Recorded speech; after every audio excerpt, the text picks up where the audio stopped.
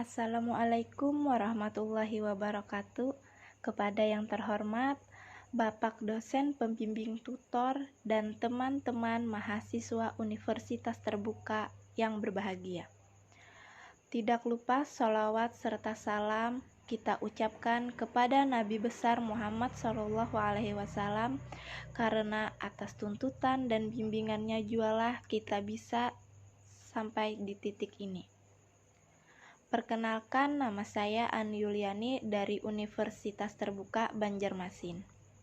Dalam kesempatan kali ini, saya akan membahas dampak virus corona atau yang biasa disebut COVID-19 yang berdampak terhadap pendidikan di Indonesia.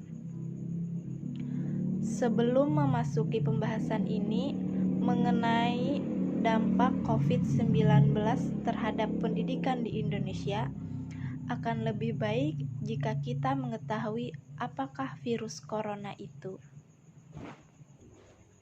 Virus corona adalah penyakit menular yang disebabkan oleh SARS-CoV-2. Sebagian besar orang yang tertular COVID-19 akan mengalami gejala ringan hingga sedang dan akan pulih tanpa penanganan khusus. Awal kemunculan COVID-19 pertama kali muncul diduga di pasar hewan Wuhan, Cina, sampai akhirnya menyebar dan menjadi pusat perhatian di Indonesia pada bulan Maret 2020 lalu. Untuk pertama kalinya, pemerintah mengumumkan 2 kasus pasien COVID-19 di Indonesia. Sejak munculnya wabah virus corona, timbul berbagai masalah. Sebab virus tersebut tidak hanya menyerang manusia, tetapi juga memberikan dampak berbagai negara. Salah satunya mempengaruhi kehidupan sosial di berbagai negara.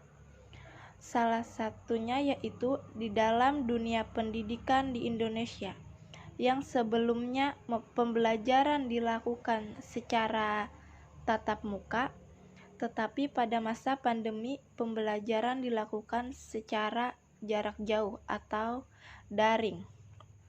Pada awalnya pemerintah menerapkan kebijakan social distancing atau pembatasan sosial, karena pemerintah berharap dapat mengurangi penularan COVID-19.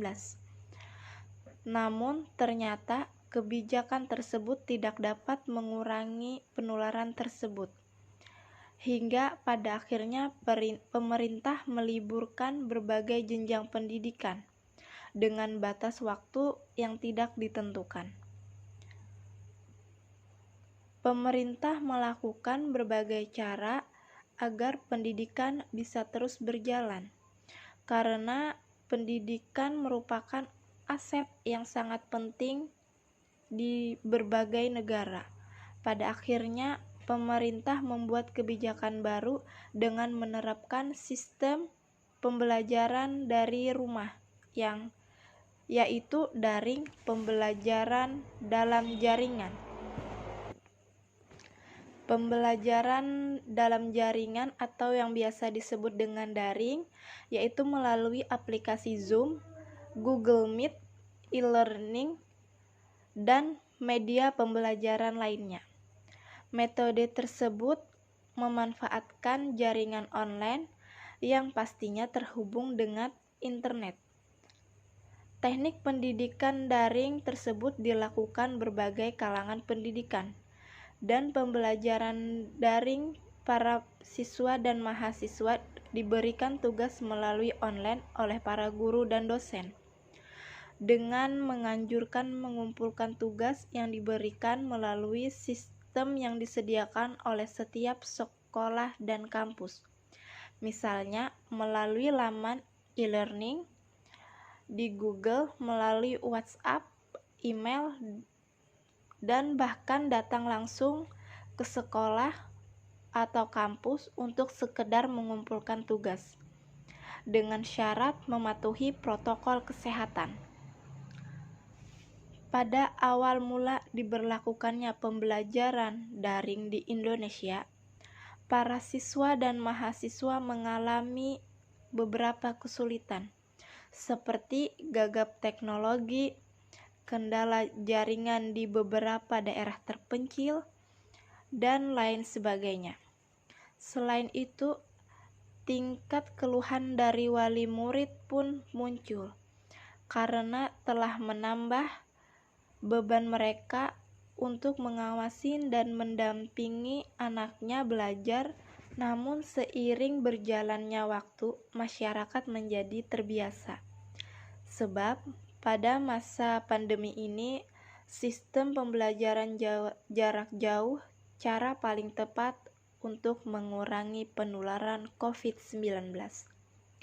Menurut saya, dalam sistem pembelajaran jarak jauh yang dianjurkan pemerintah, masih banyak kendala, seperti kendala pada jaringan internet, susahnya untuk memahami materi yang diterima oleh siswa, dan banyak keluhan seperti diberikan tugas yang banyak. Tetapi di sisi lain, pembelajaran daring juga memiliki beberapa manfaat. Salah satunya yaitu orang yang tadinya tidak mengerti cara menggunakan handphone dan laptop, sekarang lebih memahaminya. Cara penanganan COVID-19 di bidang pendidikan di Indonesia melakukan berbagai cara agar pendidikan bisa terus dilakukan di era pandemi. Karena pendidikan merupakan aset yang sangat besar dan penting bagi negara. Pemerintah akhirnya menerapkan kebijakan baru dengan cara belajar masing-masing di rumah, yaitu dengan melalui daring seperti aplikasi Zoom, Google Meet, e-learning, dan lain sebagainya. Demikian uraian yang dapat saya sampaikan. Semoga bermanfaat untuk kita semua. Mohon maaf yang sebesar-besarnya apabila ada berbagai macam kesalahan. Wassalamualaikum warahmatullahi wabarakatuh.